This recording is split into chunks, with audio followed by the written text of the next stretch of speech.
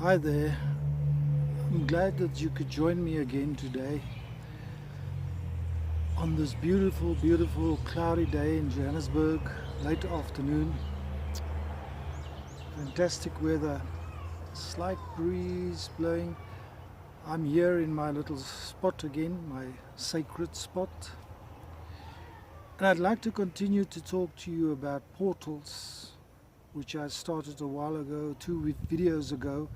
I started speaking about portals. Today I want to continue a little bit with it, but before I get into the nitty-gritty of the portals and how I activate them and the methods I used and the system I used to activate these wooden portals, I somehow felt a few nights ago I had this deep feeling that I should talk about sacredness before I go further with the portals. I think that in our modern day society we have lost the ability to treat things as sacred. If you look at the primitive tribes, or so-called primitive tribes of the old days, they looked at nature as a sacred place. It's like once the white people arrived in America, they asked the Native Americans, now, what is your religion? And they explained to them a little bit about their spirituality, and they believed in the Great Spirit. And they asked him, but where do you worship? Where is your place of worship? They couldn't understand it. The white people said, well, we've got a building here, in this little space here is a holy space. This is our church building. And here is where we worship God. So don't you have a place, special place that you go to worship? And they looked at the white people with dumbfoundedness. And they said, well, the whole land is our church. As far as the eye can see, all of nature is our holy place. Everything in nature is holy. That is why they didn't treat nature as, when they wanted to cut down a tree, they didn't take out the chainsaw and cut it down. Okay, they didn't have chainsaws then, but I'm saying they didn't just take an axe and chop down the tree. What they did was they approached the tree and they talked to the tree. And they asked the tree in reverence, with a feeling of sacredness, and asked the tree, can we cut you? This is the reason why we are cutting you. We want to build something, or we want to use you as firewood.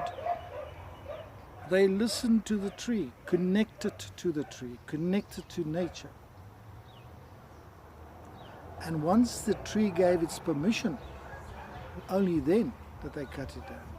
So with everything else, when they wanted to set up camp, they asked the land and said, we want to set up our camp here. Would we be allowed? They cleansed the area. They listened to the land, and the land gave them permission. When they killed the animal, they said sorry to the animal, and that we are going to use, your spirit will live in us as we eat your flesh. Every single thing was sacred.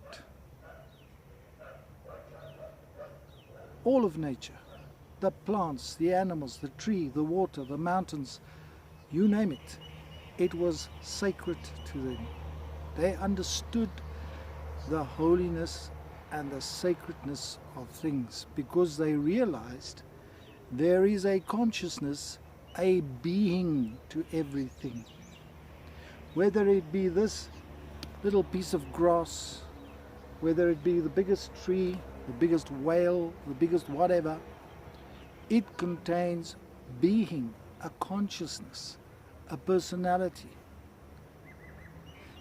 Now the white people misunderstood it again, and they thought, yeah, okay, now they talk to trees. They're not talking to the physical tree as such. They're talking to the essence within the tree. The tree is the shell, like we have our body with our consciousness, spirit inside us. The tree has its consciousness and the spirit, the beingness inside it. They're not talking to the wood of the tree. They're talking to the spiritual essence of that tree. And they understood the language of that tree. This is what's so amazing.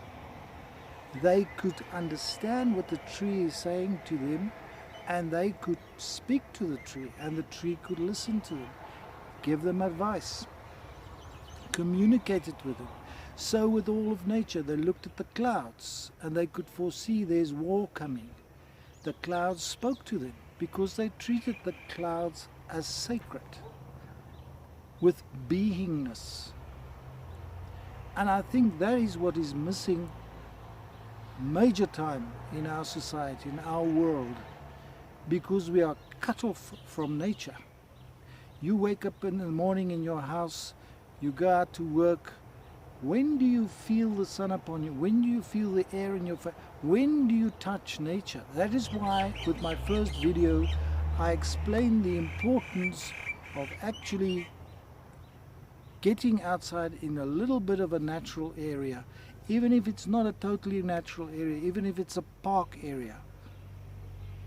There is something special, there is an openness, there is a aliveness in nature like this, which is unspoilt, where not a lot of people come every day and spoil it with their energies, if they got bad energies. It is still a pure energy.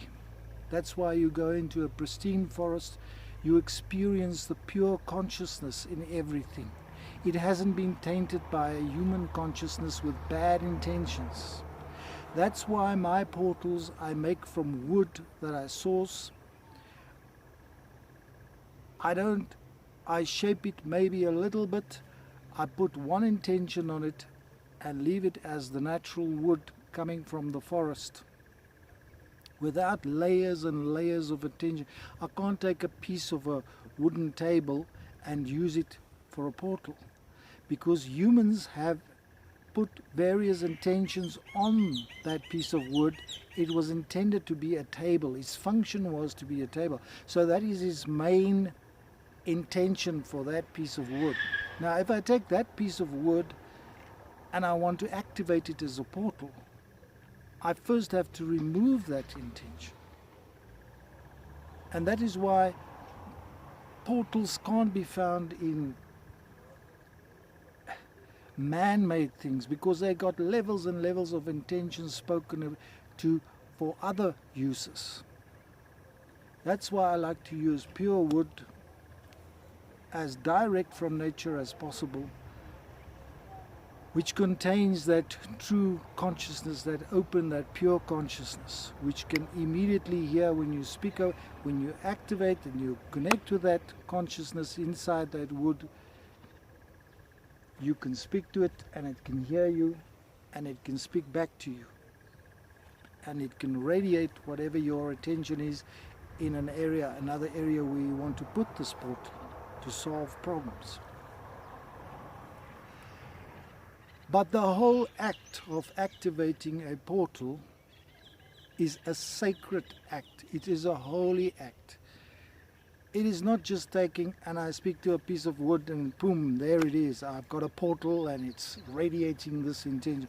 No, there is a whole series of steps, all done with sacredness in mind, holiness in mind, reverence in mind, respect in mind.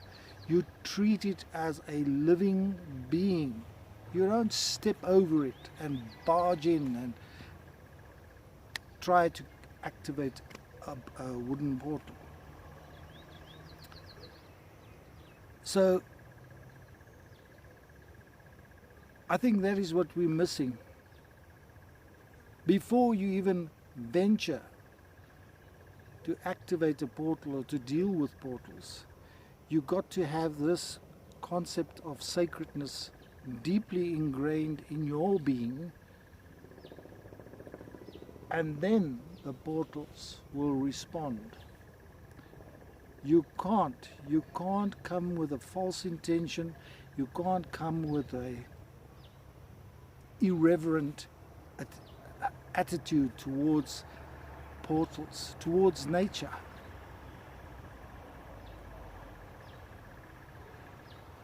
I think that is my story so far for this day.